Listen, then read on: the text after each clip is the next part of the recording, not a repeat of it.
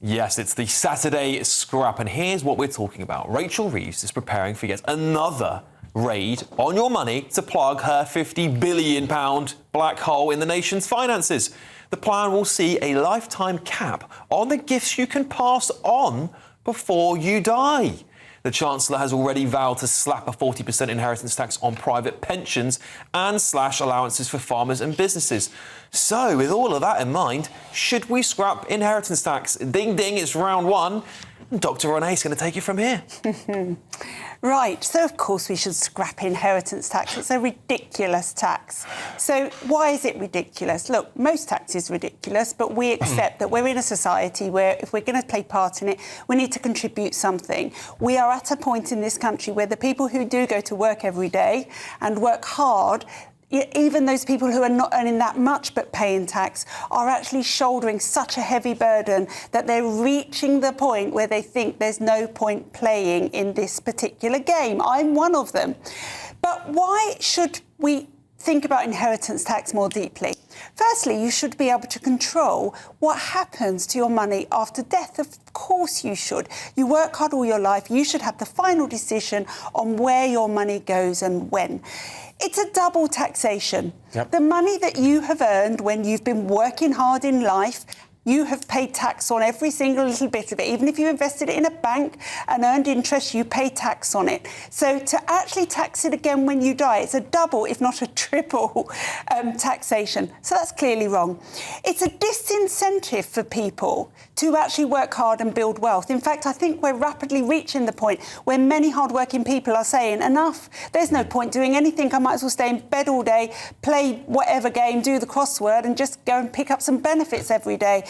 It's an ineffective revenue generator. It very rarely generates the money that the Treasury think it will, because the people that would pay vast amounts of inheritance tax can afford really expensive lawyers to actually get rid of most of it before they die, and they're not the ones being hit. So for that reason alone, it is then putting a massive burden on the middle classes who have worked hard, accumulated a little bit of wealth, and then get whacked because they haven't got those really highfalutin accountants and lawyers to hide it away from them. Inheritance tax should be scrapped. No. Again, I mean, we've heard all of these debates rage on that claim that this is a tax on aspiration, a tax on the middle class. That is just not true, is it now? 1 out of 10. Hello, I'm Bev Turner. Now, it can feel like the money in our bank accounts at the moment does not keep up with the cost of living, and maybe there's a solution. I'm here today with the CEO of TallyMoney, Cameron Parry. Cameron, what is TallyMoney?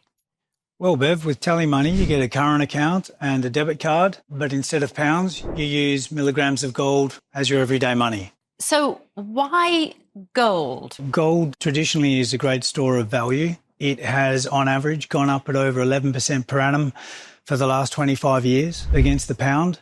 It's tripled in value in the last decade, and in the last 2 years alone, it's increased by 50% against the pound. Banks' savings products just can't compete with that level of growth. But this isn't just about gold. This is about a currency that you guys have created at TallyMoney. Explain it to me as though I'm an idiot. So, look, people need to be able to hold their earnings and build their savings in a money that retains its value and remains in their legal control and remains theirs to access, away from government control. Great. You had me at not exposed to government control. You should feel safe and happy with your money. You should have peace of mind. The more money you see in your bank balance, and that's the type of thing we're trying to deliver, and give people choice in the type of money they get to use every day. Brilliant. Thank you so much, Cameron. Thank you.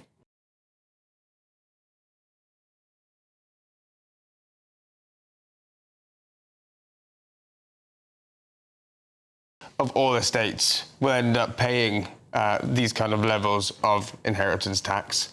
We are talking about huge sums of money.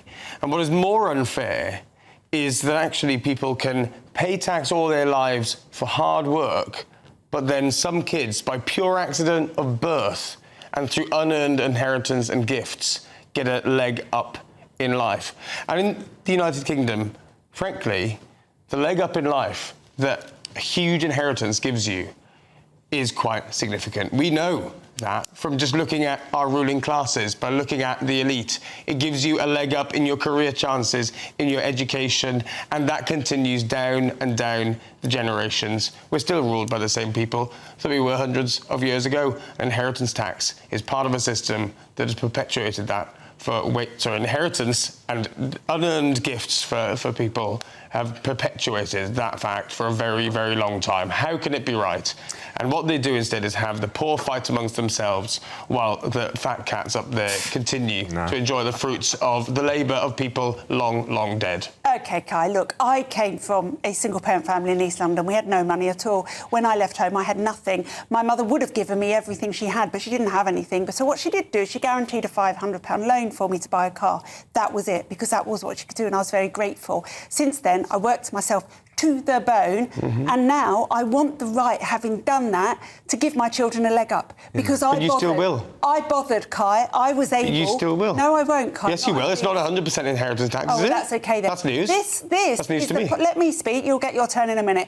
This is the politics of envy that Labour run. No. They actually, as per the article in The Guardian that I put into our group this week, want to distribute 100% of people's wealth because they believe in social engineering. Social engineering doesn't work, Kai, because you can't give people the work ethic, the aspiration. So basically, leave those people who have it, who run our country because they make small businesses and employ people, let them pass their money on. OK, very big stuff here. Will, I'll bring you in on this. Should we scrap inheritance tax? Yes, of course. It's actually not a tax in Australia, for example. I don't think they've got it in the US or Canada, I believe. The UK is relatively unusual in this regard. To the extent that Kai has acknowledged that the world is unfair, I agree with him. Some kids will get inheritances and some kids won't. Some kids will be born with, genetic advantages. Some kids won't. That's like an unfortunate reality of life. And you've got to weigh that up against the competing right of someone who has earned money over the course of their life to be able to choose how that money is then distributed. This is a balance of rights argument. And really, it is the right of that particular person who owns those assets to be able to decide where it should go. Yeah, Trade, before we come back, because I'd like you to come back in a second, Trade, there are certain people in government who actually have tax-free pensions. One of our viewers here has pointed this out, and I don't know how true the whole is a bit. They say, True Brit here says, Kai, you're talking about Keir's £1 million tax-free pension. There you go.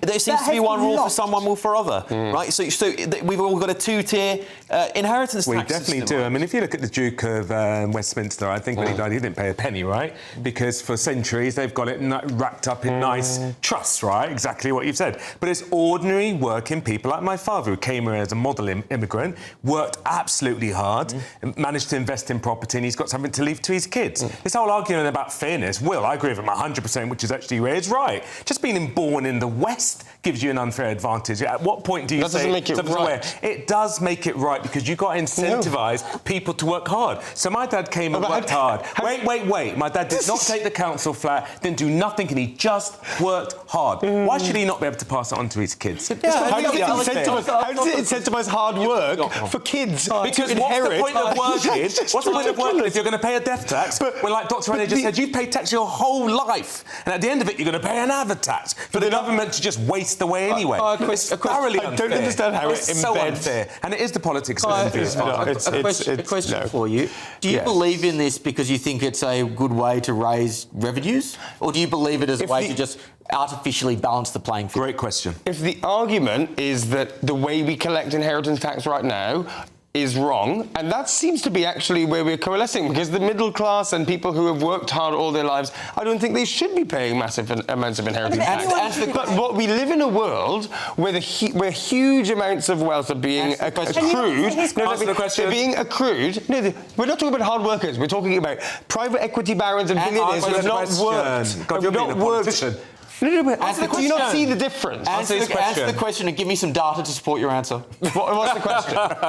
He doesn't even know the question. Do you believe in this because it's a way to raise revenue, or do you believe in it as a way to artificially balance out the playing field across the country? I think making things fairer is a good offshoot of this, yes. Well, the problem is that the money that goes to the Treasury doesn't trickle down to people. So it's not making anybody fair. It trickles down more than... It doesn't. The billion we just raised taxes on upwards of 30 30 billion pounds, and it's all in a black hole now, right? It's spent on diversity programs, on ridiculous energy programs like Ed Miliband's fantasy of carbon capture, for example. It comes down to what the government spend it on. We've also just pledged 30 billion to Mauritius for taking over islands that we owned. So this is the problem. Governments don't know how to spend money, particularly people with zero business experience, which is what this whole government, unfortunately, is made up of. The reality is this is a tax on people who've worked hard. No, those people who would have that money underneath their work, you work hard to pass that money on. That's what you do in this life. What's the point working if you know your kids can't inherit it? This is a nasty form of socialism. It's a nasty form of socialism that takes away, doesn't spread the money fairly whatsoever. And let me just tell you, the ultra-rich will never, ever suffer inheritance tax. Never. No. They will take their money, they'll put in a trust, which is an easy way to get around it, and they'll also just move it to a different country who will then benefit from the taxation of that money being moved to their country. Alex, you're spot on. Can I say one thing I think that would make it fairer? If we could choose where that money went, I wouldn't mind as much. So I knew that I was going to have to pay that 40%, but I could spend it on something of my choice. Maybe it's a centre to teach young boys education, or my son. That'd be different, but you're right, it's just going to go into a black hole, and then what? And I'll come for different taxes next year. The thing is, Kai, you can't make people more intelligent.